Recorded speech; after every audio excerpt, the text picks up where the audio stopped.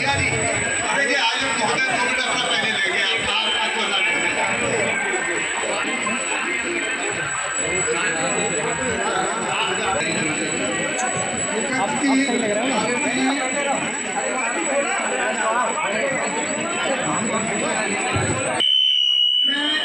पास में कहना चाहता हूँ पहले दिन माननीय न्याय सिंह यादव ने दिया है,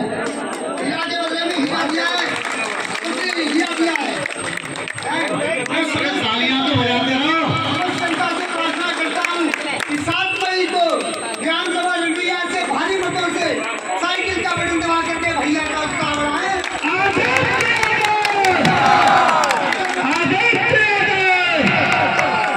भैया जी को बुलवा दो सीधे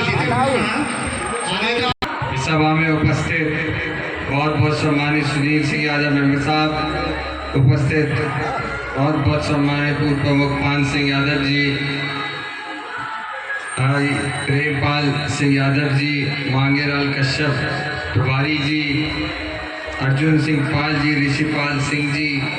उपस्थित विधानसभा अध्यक्ष किशोरी लाल ठाक जी, आए हुए सभी हमारे सम्मानित बुजुर्ग नौजवान साथी, सबसे पहले मैं अपने और अपनी पार्टी की तरफ से आप सभी लोगों का धन्यवाद देता हूं कि इतनी बड़ी तादाद में सभी लोग यहां उपस्थित रहे और हमें अपनी बात कहने का मौका दिया और सभी बुजुर्ग ने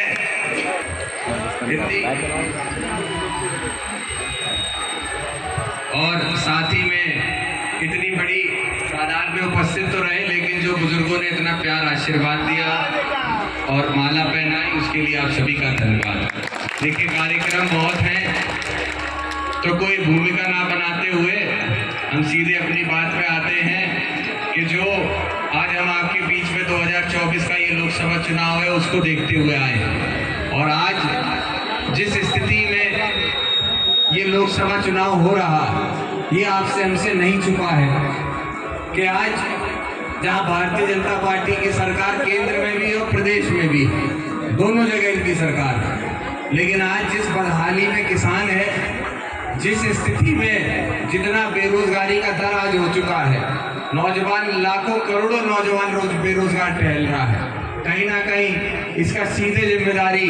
जो जाती है वो भारतीय जनता पार्टी को जाती है। प्रयास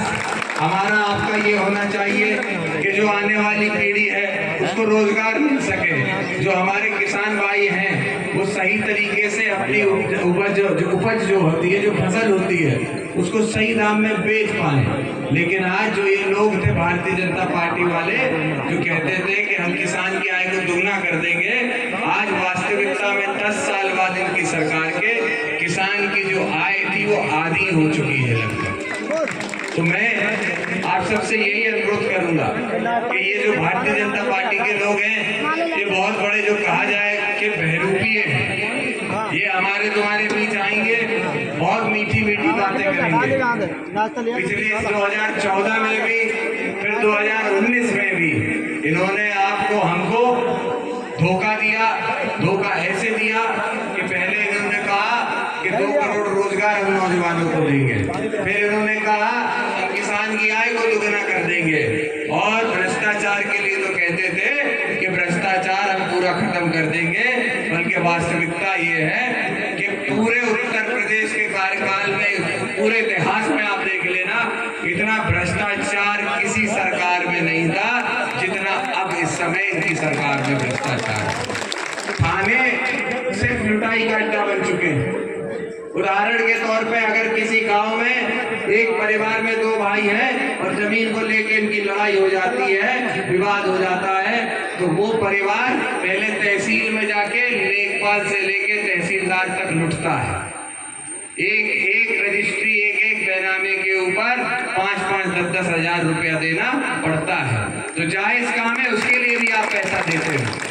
उसके बाद वो विवाद अगर थाने या पुलिस पे पहुंच जाए तो थाने और पुलिस वाले दोनों ही पक्ष को बैठा के मामला सुलझाने का प्रयास नहीं करेंगे, कोशिश करेंगे कि पहले बड़े भाई से पैसा ले लो, फिर उसके बाद हुए तो छोटे भाई से पैसा ले लो, और मामला ना निपट पाए, क्योंकि अगर मामला निपट गया तो फिर हमारे थाने में ये आएंगे नहीं। तो इनकी कमाई कैसे होगी? तो इस तरीके की आज स्थिति है। आज जो आपके जनप्रतिनिधि बने हुए हैं, ये सभी लोग, चाहे सांसद ले लीजिए, चाहे विधायक ले लीजिए बीजेपी के, इन्होंने कभी जमीन